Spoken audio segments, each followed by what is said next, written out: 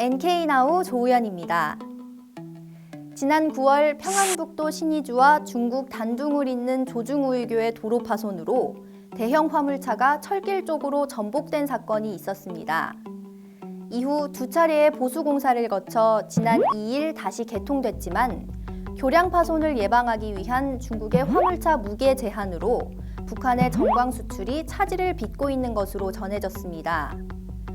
북한의 무역 일꾼들은 압록강 철도가 개통된다는 소식에 이제야 숨통이 트인다며 반겼지만 화물차 무게를 25톤으로 제한하는 등 중국의 통관 절차가 엄격해져 불안해하고 있는데요.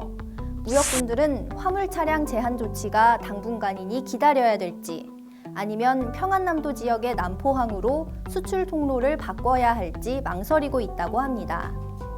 한편 화물 차량과 달리 중국 단둥과 북한 신의주를 오가는 국제 열차는 정상 운행된다는 것이 소식통의 전언입니다.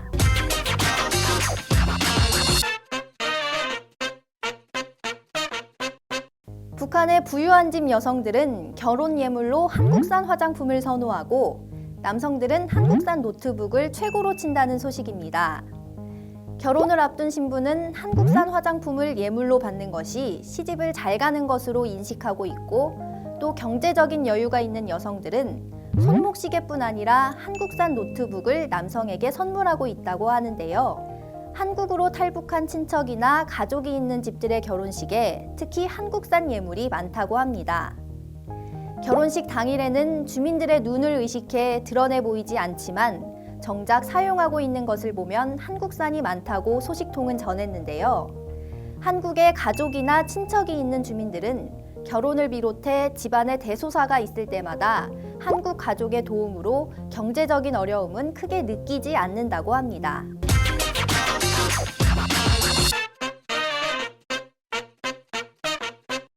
이번 소식도 북한의 결혼 문화에 대한 소식입니다.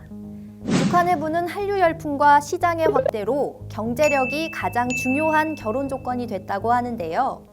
특히 남한에 있는 탈북자를 가족으로 둔 자녀가 결혼 대상자로 각광받고 있다고 합니다.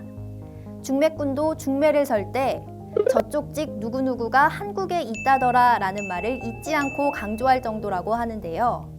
탈북자로부터 도움을 받는 가정의 자녀와 결혼하면 경제적으로 여유로운 생활을 할 수 있기 때문이라고 합니다. 예전엔 정치적으로 우월한 가정을 결혼 대상으로 삼으려고 했지만 이제는 탈북자가 있는 가정을 우선순위로 꼽을 정도로 북한의 생활이 많이 변했는데요. 남한에 대한 북한 주민들의 인식이 그만큼 우호적이라고 해석해도 되겠죠? 지금까지 NK나우 조우연이었습니다.